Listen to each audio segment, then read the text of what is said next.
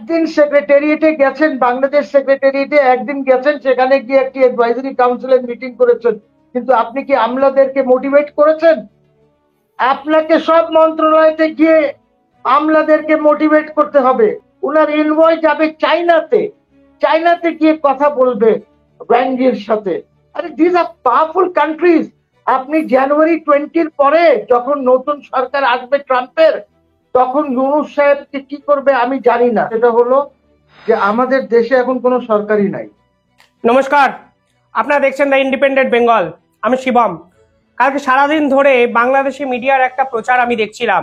তারা বলেছে ভারতীয় হাই কমিশনারকে নাকি তলব করেছে বাংলাদেশের পররাষ্ট্র মন্ত্রণালয়। এতটা বেশ ঠিকই ছিল, মানে ভারতীয় হাই কমিশনারকে তলব করছে বাংলাদেশ সরকার। শুনতে বাংলাদেশিদের খুব ভালো লাগতে পারে, বা বাংলাদেশের মিডিয়া যারা একপাক্ষিক খবর পরিবেশন করে তাদের একটু উল্লাসিত হওয়ার কোনো কারণ আছে, থাকতেই পারে। কিন্তু হঠাৎ করে ভারতীয় হাই কমিশনারকে বাংলাদেশের মন্ত্রণালয়ে ডাকলো আর ভারতীয় হাই কমিশনার চলে গেলেন। এই পুরো বিষয়টা যখন আমি তথ্য অনুসন্ধান করতে শুরু করলাম, বা একাধিক সোর্সের সঙ্গে কথা বলতে শুরু করলাম, ইন্টেলিজেন্সের সঙ্গে কথা বলতে শুরু করলাম, যা জানতে পারলাম তা নিঃসন্দেহে উদ্বেগজনক।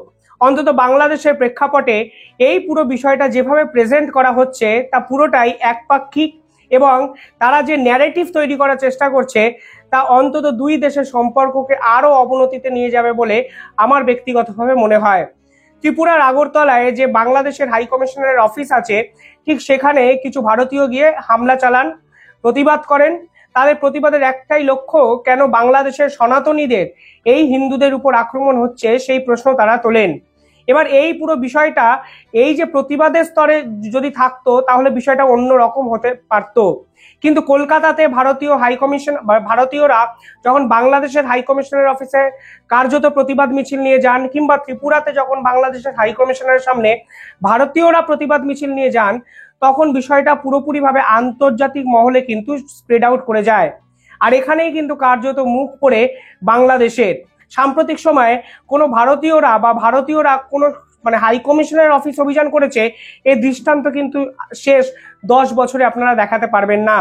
অর্থাৎ বাংলাদেশ সরকার যতই এই হিন্দু এবং সংখ্যালঘুদের উপর অত্যাচার হয়নি, এই সংখ্যালঘুর উপর অত্যাচার শুধু ভারতীয় মিডিয়ার প্রচার, এ ধরনের কথাবার্তা বলে আন্তর্জাতিক স্তরে নিজেদের ভাবমূর্তি ফেরাতে চান না কেন, ভারতবর্ষ প্রথম থেকে এই বিষয়টা এমনভাবে কথাবার্তা বলেছেন যে এই পুরো বিষয়টা আন্তর্জাতিক প্রাঙ্গণে ছড়িয়ে যান।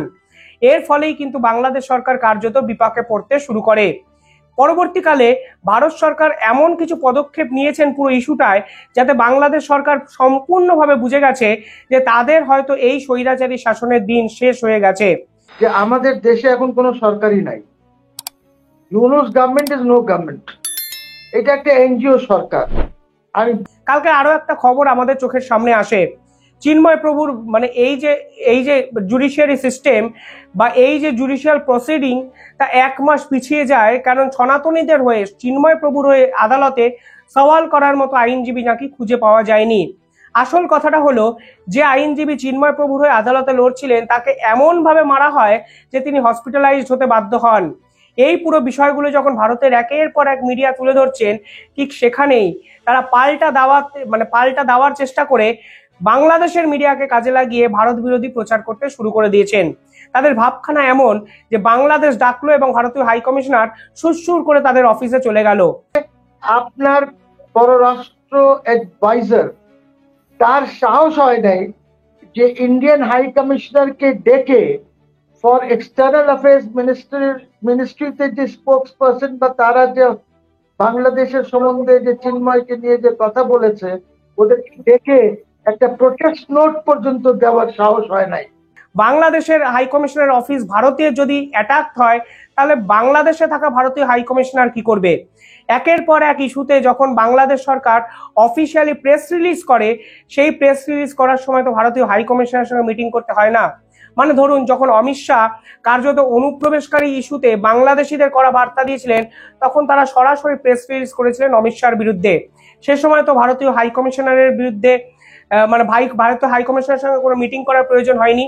তাহলে এক্ষেত্রে কেন ভারতীয় হাই কমিশনারের সঙ্গে মিটিং করতে হলো? এই আসল প্রশ্নটার উত্তর কিন্তু বাংলাদেশের কোনো মিডিয়া খোঁজার চেষ্টা করেনি। আসলে সম্পূর্ণ অন্য একটা বিষয় এই ভারত এবং বাংলাদেশ কেন্দ্র করে সীমান্তে হয়ে যাচ্ছে দিনের পর দিন, যা বাংলাদেশের সরকারের কার্যত ঘুম কেড়ে নিতে বাধ্য। আপনারা জানেন নরেন্দ্র মোদীকে কার্যত আরএসএস কড়া বার্তা জানিয়ে বলেছে আন্তর্জাতিক জোট যেন গঠন করে ভারত সরকার। ফলে এই আরএসএস এর বার্তা এবং ভারত সরকারের তৎপরতা নিঃসন্দেহে বাংলাদেশিদের ঘুম উড়িয়ে নিতে বাধ্য।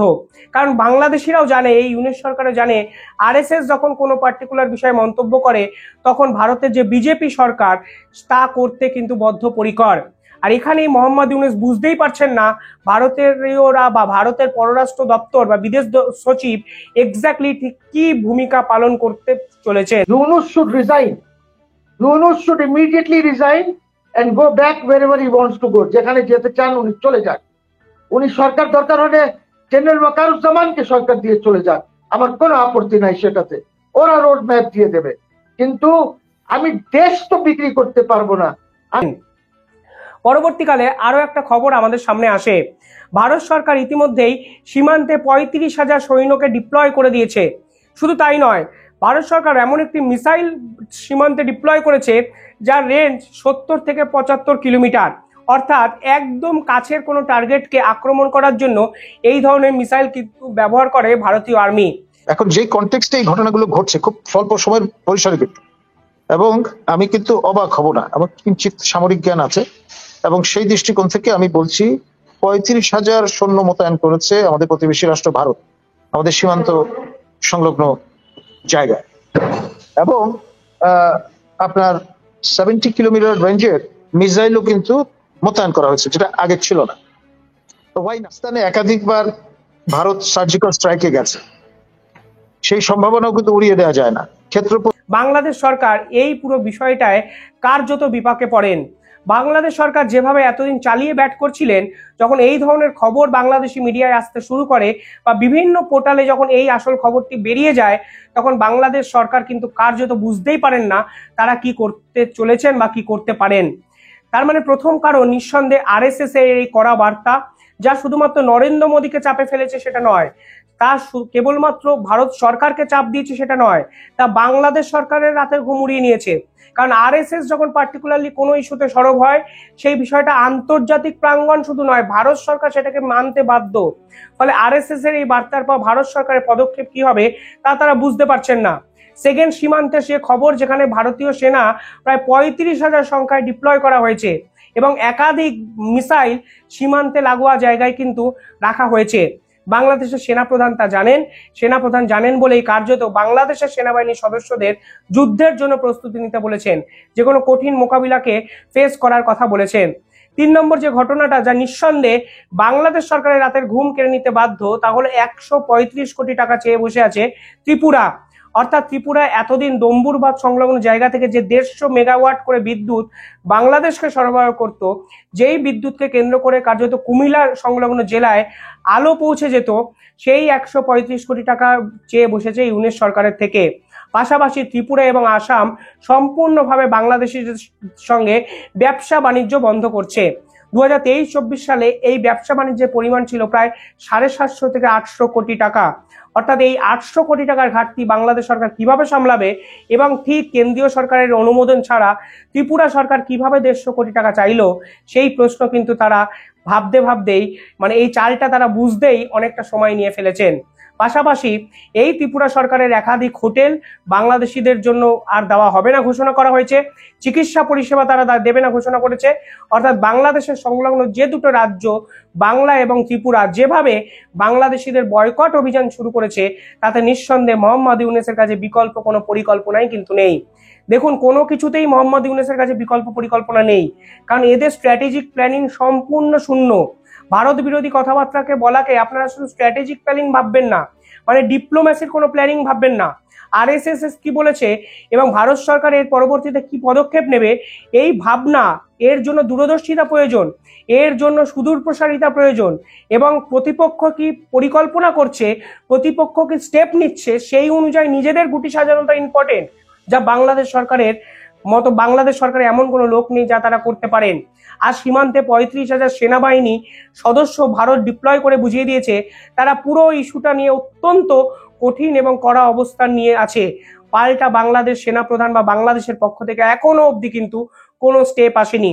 কিন্তু কাগজ কলম এবং মিডিয়ায় গরম করা কিছু কথাবার্তা তারা বলছেন, কিন্তু তারা নিজেরাও জানেন ভারতের যে ক্ষমতা, ভারতের যে দম এবং আন্তর্জাতিক স্তরে ভারতের যে প্রভাব, তা যদি ভারতবর্ষ 0.5%ও দেখাতে শুরু করে, তাহলে বাংলাদেশ কিন্তু ধরাছোঁয়ার বাইরেও আসবে না, মানে কোনো বিষয়ই আসবে না। 3 নম্বর যে প্রশ্ন, ত্রিপুরা সরকার যেভাবে বাংলাদেশের উপর স্যাংশন লাগালো, এরপরে ভারতের একাধিক রাজ্য যদি বাংলাদেশিদের উপর এরকম কড়া অবস্থান পালন করে, তাহলে বাংলাদেশ সরকারের plan B, plan C, plan D কি থাকবে? অন্তত ত্রিপুরা সরকার যদি বিদ্যুৎ কেটে দেয়, তাহলে বাংলাদেশ সরকারের এক্স্যাক্টলি অবস্থান কি হবে? এই প্রশ্ন কিন্তু মোহাম্মদ ইউনূসের কাছে নেই। পাশাপাশি কালকে মোহাম্মদ ইউনূস একদম শেষ বার্তা একটা পেয়ে গেছেন, যখন খোদ ভারতীয় লোকসভায় কার্যত বাংলাদেশ বিরোধী স্লোগান ওঠে। আমার প্রশ্ন, বাঙালি হিন্দু হওয়া কি অপরাধ? পশ্চিম বাংলার ওপারে, কাঁটাতারের বেড়ার ওপারে বাংলাদেশ নামক দেশটি 1947 সালে তৈরি হওয়া একটি দেশ। সেখানে যেভাবে রাষ্ট্রীয় মদতে বাঙালি হিন্দুদের বেছে বেছে নির্যাতিত হতে হচ্ছে, তাদের মন্দির ভেঙে দেওয়া হচ্ছে, তাদের আর্থিকভাবে তছরূপ করা হচ্ছে, রাতের বেলায় যেভাবে ধরে ধরে নিয়ে যাকে ধর্মান্তরিত করে ইসলাম করা হচ্ছে সরকারি মদতে, তার বিরুদ্ধে যখন প্রতিবাদের আন্দোলন হচ্ছে, চিন্ময় মহারাজকে, তার লিডারকে অ্যারেস্ট করে নির্যাতন করা হচ্ছে, খেতে দেওয়া হচ্ছে না, তাদের মা বোনদের ওপর অত্যাচার হচ্ছে। আজকে এইভাবে যদি চলতে থাকে, তাদের কি অপরাধ ছিল? ওপার বাংলা এপার বাংলার বাঙালি সমাজ, ভারতবর্ষের স্বাধীনতা আন্দোলনে সবচাইতে অবদান যার বেশি, সেলুলার জেলে চলে যাবেন। 693 এর মধ্যে 400 জন ছেলে ছিল বাঙালি সমাজ, হিন্দু বাঙালি সমাজ, আর তারা আজকে স্বাধীনতার পর নির্যাতিত। ওপার থেকে এসে দেশ ভাগের পর কাঁটাতারের বেড়ার মধ্যে তারা অত্যাচারিত হচ্ছে, এপারে এসেও তাদের শান্তি নেই। দিনের পর দিন অনুপ্রবেশকারী এসে আমাদের জনসাম্য ভারসাম্য নষ্ট করে দিচ্ছে। ফলে এতদিন অবধি শুধু আরএসএস প্রেসার ক্রিয়েট করতো ভারত সরকারকে, এবার পশ্চিমবঙ্গ, বাংলা বা বাংলার মতো একাধিক রাজ্যের সাংসদরা কালকে প্রায় লোকসভায় দাঁড়িয়ে বাংলাদেশ ইস্যুতে নরেন্দ্র মোদীকে কড়া অবস্থান নিতে বলেছে। অর্থাৎ পার্লামেন্টে এই ইস্যুটা যখন বিরোধীরা পাস করিয়ে দেয়, বিরোধীরা যখন সরকারকে চাপ দেয়, তখন সরকারের কাছে প্ল্যান বি কিন্তু থাকে না। ফলে আরএসএস এবং বিরোধীদের যেরকম চাপ, এমনকি দেশের বিজেপি সাংসদরা যেভাবে সরকারকে দিনের পর দিন বাংলাদেশ ইস্যুতে ঢুকতে বলছে, ঠিক সেখানে যদি ভারত সরকার এই পুরো বিষয়টা ইন্টারভেন করে, মোহাম্মদ ইউনূসের পরিকল্পনা কি হবে? ঠিক সেই প্রেক্ষাপটে দাঁড়িয়ে কালকে ইউনূস সরকার দুটো পদক্ষেপ নিয়েছে। 1 নম্বর পদক্ষেপ, তারা সর্বদলীয় একটি মিটিং ডেকেছে। অর্থাৎ সরকার যখন দ্বিধাগ্রস্ত হয়ে যায়, পথ খুঁজে পায় না, তখন সমস্ত রাজনৈতিক দলের সঙ্গে মিটিং করার প্রয়োজনীয়তা অনুভব করে। একবার ভাবুন, এই ইউনূস সরকার কিন্তু রাজনৈতিক দলগুলোকে ব্যান করার জন্য আদালতে ছুটে গেছিল। এই ইউনূস সরকার কিন্তু রাজনৈতিক দলগুলোকে কার্যত গুরুত্বই দিচ্ছিল না। অর্থাৎ এদের প্রভাব এবং অহংবোধ কার্যত যে মাত্রায় পৌঁছেছিল, ঠিক সেখানে দাঁড়িয়ে রাজনৈতিক দলগুলোর সঙ্গে একটি মিটিং নিঃসন্দেহে বার্তাবহক। কালকে শেখ হাসিনা ফের একবার মুখ খুলেছেন এবং শেখ হাসিনা এই আত্মগোপনের পর এই প্রথম সামনে এলেন। তিনি বলেছেন গণহত্যার আসল মাস্টারমাইন্ড হলো মোহাম্মদ ইউনূস। অর্থাৎ আন্তর্জাতিক স্তরে ভারত এতদিন একা লড়ছিল, ভারত এতদিন কার্যত আমেরিকাকে সঙ্গে নিয়েছিল, ব্রিটেন ভারতকে সমর্থন করেছিল, কিন্তু শেখ হাসিনা ফের সেই টাইমিং, আমি যে টাইমিং এর কথা বলি, ফের একবার মুখ খুলে বুঝিয়ে দিয়েছেন মোহাম্মদ ইউনূস হলো গণহত্যার মাস্টারমাইন্ড। অর্থাৎ এই ভারতের 4টে কারণ, যেখানে প্ল্যান বি বাংলাদেশ সরকারের কাছে নেই, পাশাপাশি শেখ হাসিনার এই বার্তা, এর ফলে মোহাম্মদ ইউনূস কার্যত দিক নির্দেশ খোঁজার জন্য রাজনৈতিক দলগুলোকে ডেকেছেন। আর ভারতীয় হাইকমিশনের মিটিং, মোহাম্মদ ইউনূস পরিষ্কারভাবে বলতে চাইছেন, বোঝাতে চাইছেন, ভারতের সঙ্গে এই মুহূর্তে যদি সম্পর্ক ভালো বাংলাদেশ সরকার করতে না পারে, তাহলে কিন্তু তাদের কাছে পালিয়ে বাঁচা ছাড়া আর কোনো উপায় নেই। কারণ ভারতবর্ষের সর্বস্তরে বাংলাদেশ ইস্যুতে যে পরিমাণ চাপ সৃষ্টি হয়েছে, এর ফলে ভারতের হাই কমিশনের সাথে মিটিং করে যদি একটু সেটেলমেন্ট করা যায়, এই চেষ্টায় কিন্তু মোহাম্মদ ইউনূস কালকে করার চেষ্টা করলেন। কালকে ভারতীয় হাই কমিশনার কি বলেছে? বাংলাদেশের সঙ্গে ফের একবার সুসম্পর্ক বজায় রাখতে চাই, আমরা সম্পর্ক ভালো করতে চাই, কোনো নির্দিষ্ট একটি ঘটনা আমাদের সম্পর্ক খারাপ করবে না। অর্থাৎ যদি বাংলাদেশের মিডিয়া বাংলাদেশের মিডিয়া অনুযায়ী ভারত সরকারের এই হাই কমিশনারকে বাংলাদেশ তলব করতো, তাহলে হাই কমিশনের ভার্সন তো এটা থাকতো না। ফলে নিঃসন্দেহে যেভাবে চাপে পড়েছেন মোহাম্মদ ইউনূস এবং যেভাবে এই 35,000 সৈন্যের সীমান্তে বাংলাদেশ ভয় পেতে শুরু করেছে, এরপরেই ভারত সরকারকে ডেকে কার্যত সম্পর্ক ভালো করার একটা চেষ্টা করে যাচ্ছেন মোহাম্মদ ইউনূস। ঠিক দুদিন আগে ভারতকে শান্তির বার্তা দিয়েছিল বাংলাদেশ সরকার, এবং অন্যদিকে শেখ হাসিনা বুঝিয়ে দিয়েছেন তিনি কেন অনেক বড় রাজনীতিবিদ। কারণ তিনি বলেছেন এই গণহত্যার আসল মাস্টারমাইন্ড মোহাম্মদ ইউনূস। অর্থাৎ বিভিন্ন দিক থেকে মোহাম্মদ ইউনূসের উপর যে চাপ তৈরি হয়েছে, তাতে সর্বদলীয় মিটিং করা ছাড়া মোহাম্মদ ইউনূসের কাছে কিন্তু আর কিছুই পড়ে নেই। হাতে একটা পেন্সিল এবং হাওয়া বেরিয়ে যাওয়া একটা ফানুস ছাড়া মোহাম্মদ ইউনূসের সরকারের কাছে বিকল্প প্ল্যান ABCDZ কিছু এই মুহূর্তে নেই। ভারত যদি বাঁচায় তিনি বাঁচবেন, ভারত না বাঁচালে রাজনৈতিক দলগুলোর হাতে কার্যত ক্ষমতা তুলে দিয়ে আমেরিকায় পালিয়ে যাবেন, এবং সেই পথই কিন্তু আস্তে আস্তে প্রশস্ত হচ্ছে বলে আমার ব্যক্তিগত অভিমত। আপনারা কি ভাবছেন কমেন্টে নিঃসন্দেহে জানাবেন। ধন্যবাদ।